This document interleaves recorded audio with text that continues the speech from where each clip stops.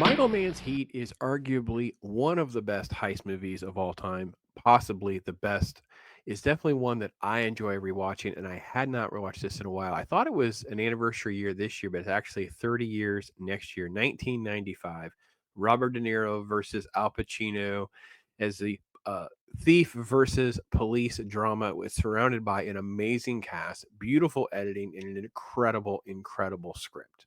The film has all the elements that you want. You have great action, you have some fun gunplay, different moments that set up some tension, reveal a lot more about the characters. And this heist goes sideways pretty early on in the movie. It kind of creates some conflict and problems for them because the guy who messed up their operation, he kind of came in, he kills one of the cops, creates more chaos, and then he disappears. They don't get to execute him. So now everything is out of whack.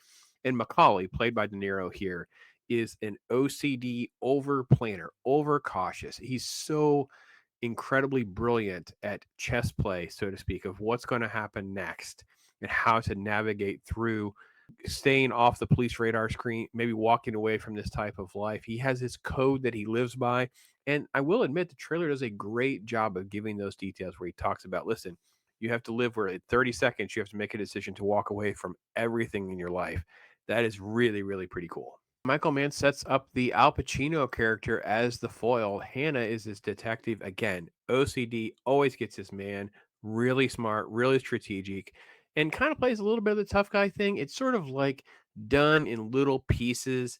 I've always had a hard time with the Pacino tough guy thing and how it kind of comes across sometimes. He's not a huge human. Actually, De Niro isn't either. However, it can be tricky with the physicality part of it all. But in this film, it really, really works well.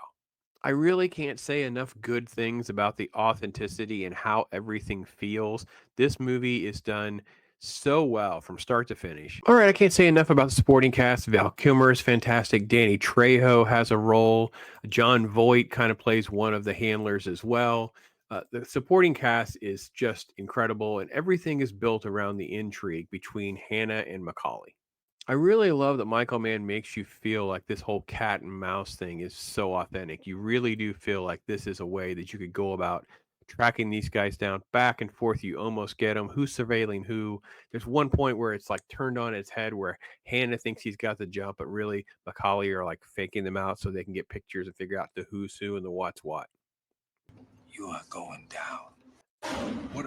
So this is the famous scene that is done in the restaurant where they're going to have coffee together, and it is some of the most brilliant dialogue probably in film history because it's so well executed by both actors. It's kind of a master class in their career of how well they do. And this is the Pacino part is you are going down, brother. I will find a way to take you down. That is Michael. I literally have a terrible relationship with my third wife. The kid is a mess. My life is a mess because I'm obsessed and I'm going to get you. And then De Niro counters. You are going down. What if you do got me boxed in and I got to put you down? Because no matter what, you will not get in my way. Yeah. So you are not getting in my way. I will go through you and anyone else that's in my way to get away.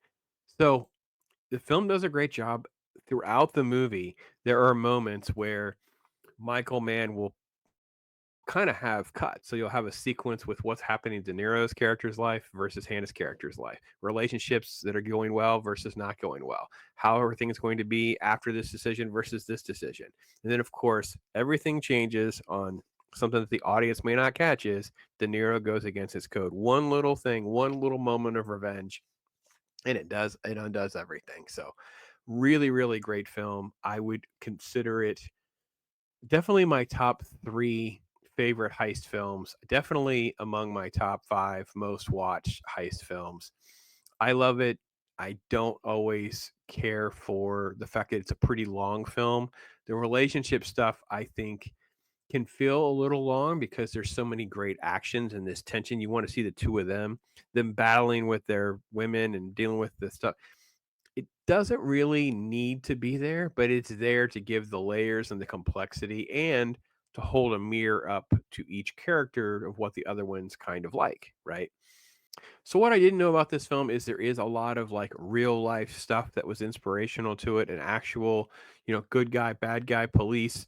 criminal thing that happened that kind of was the motivation behind the backstory. I didn't know all of that. It kind of makes the story even more rich for me. And I have to be honest, I'd done it for the research for this. Or I just kind of had seen that scrolling through some stuff for this video. And I thought, well, I kind of want to watch it again through that lens after reading more about these inspirations, because that really kind of may take this film to a whole new level for me.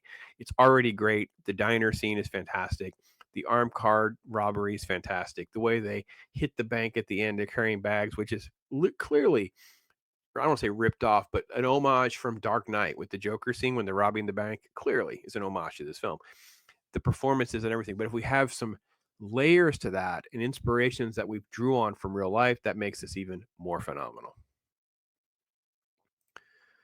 So this is one of those few times you get to hear me like totally love on a film. We're talking like 4.5 out of 5. This is at 9.5 out of 10. It's near perfection. Like I said, don't have to have the Natalie Portman little girl thing. I don't have to have the girlfriend going along. I don't have to have all that. So it makes the film a little bit long and kind of tedious in some ways, and kind of like takes away from some of the rewatchability, because I find myself like clicking a little bit, like I don't need this piece, don't need this piece. So it kind of keeps it from perfection. It kind of holds it back just a little bit. But some of the other elements are so superior. I don't even know what to say. And sound, the execution, and again, that diner scene is one of the best scenes. It's just phenomenal. That they, when you watch it and you look at just a little, the look away, the look here, the eyebrow, the move here, the move there, the cadence, the back and forth, back and forth. It's just perfection. Just love it. So that's my take on it. Love to hear from you guys what your thoughts are. Thanks for watching, everybody. I am Pop.